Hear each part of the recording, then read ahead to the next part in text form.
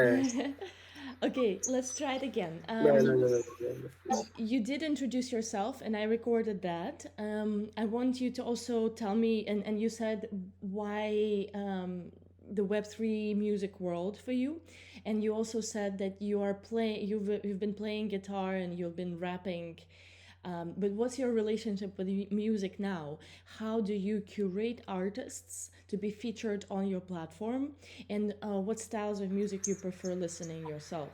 Like, what's your relationship at this point? Mm, I think it's super varied and it always depends on the time of the year and what I'm going through specifically at the time or what task I'm doing. Currently, I haven't been listening to a lot of music at home. I've been using a lot of quiet time. But when I do, then it's more experimental ambient jazz or like the neo jazz stuff. Um, if I'm going to the gym or going for runs, then of course like more groovy, hard groove, like techno, experimental stuff. Uh, Yeah. House, it depends. It depends. Really have to be in the mood for house. I do like it, but depends. Prefer when I'm going out. Not Yeah. so much sitting alone.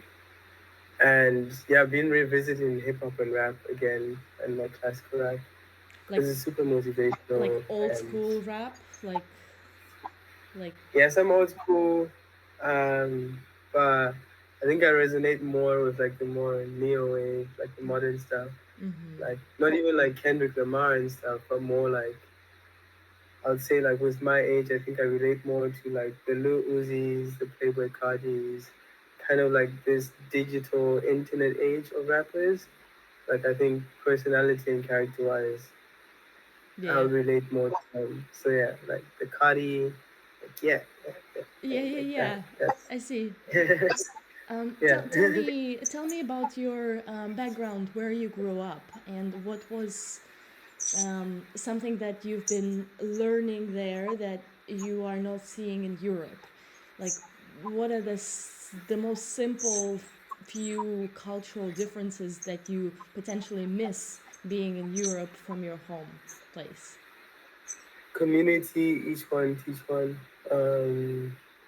I think the individualism, I don't want to generalize in the whole of Europe, but then on a scale, most of Europe is definitely more individual in Yeah. comparison to African cultures.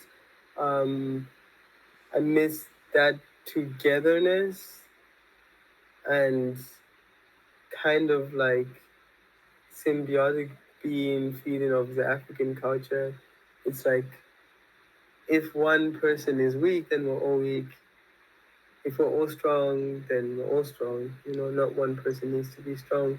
So that leads to a culture of helping each other, asking if you're okay, and truly meaning it, not just as a passive thing that you say in conversation. But I think here, people, even with their friends, they check into a certain regard until it reaches a point where they feel like, oh, I don't want to hear about all of that because then it's too heavy for me. Or I don't want to deal with your problems or even hear about them. So feels a lot of it feels very surface level. Um, Friendships also they're based what friends do with each other like sometimes really based on consumption. Let's go to a cafe together. Let's go to this together. Let's go to this together. Let's go to this together. And when those people actually doing something in between them as humans, sharing something between them, and not looking for external escape that you share together. Okay. Okay. In your culture growing up, were you growing up more on the streets, and or you had like a schedule you had to follow and education that was better, bigger part of your life? And if so, if it's on the streets, then what was the culture there? What was that experience of the opposite of consumerism? Would you say Mm. was it like games or performing together? I mean, I went to school as well. Yeah, throughout from like primary school, but it's just, I mean, in just general, like family between family, we'd see each other more often between families. I would see my parents helping extended family if they needed money, if one of their children like start school in the city we live in, but they can't afford somewhere to live, then we would take people in.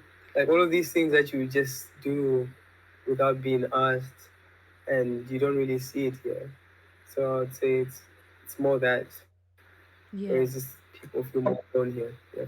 Yes, like this communal, mm, the collective is greater than the individual type Yeah. of perspective. Hmm. Mm. But what Mhm. made you move away from your home and come to Europe? Was it education or work? Education. Okay. So I came here for my bachelor studies. It was in the south of Germany, Mm, city called Reutlingen at the ESB Business School. I stayed in that city for a few months, and then COVID came. I wasn't truly happy with the city, anyways. So then COVID came, and it became kind of a chance to move to a city that I liked better, which is nearby, Tübingen. And then I had classes remotely. mm, Uh, and then I also moved to Paris during my studies for my exchange semester. And then I went to Berlin for my first internship. The first internship was in Berlin, but I never actually stepped foot in the office because it was like extreme COVID times. yeah. But then I was then always wishing to then go again. So that's when I then did my second internship last year in Berlin again, and then kind of had this realization of, okay, I still want to work in tech to some certain degree, but I want to revisit it and find myself first. And then I went fully into the creative fields, and then kind of found myself here building pieces. What's your vision, this big vision with Peaches? What would you like to build eventually? How would you like people, artists, listeners to experience your platform and how it changed their lives? I think it's more than the platform in itself. I think the platform, when it does become successful, we don't know what will become of it. We'll see. But I think it's more about starting that conversation Mm, and leading to different conversations being started in other industries, especially in the cultural scene and the art industry, the value exchange, how we value things, how we barter, how we exchange goods or products per se in the art world has always been quite ethereal, clouded in information asymmetries to the want of the industry as well. They do like to kind of have this illusion, this kind of like a cat and mouse thing of mm, to then make something seem more illustrious. But then on the other hand, if an artist doesn't have that pedigree to be protected by these agents such as curators, galleries, or bigger collectors, then such a gatekeeper doesn't work for them. So what dynamics can we create that benefit all? So, yeah, I want to see cultural financing redefined. As we also see now, like reliance in the state becomes a problem when the state decides to reduce spending on culture. And then places have to close, artists have to kill projects, or artists can't even do projects because they don't get accepted. So, how can we create new financial solutions to allow artists to chase their craft and earn a living without overly relying on the state or some magic handshake that gives them a break in the career. yeah, yes. Um, why is that electronic music is the focus of the platform? Why is that not everything else?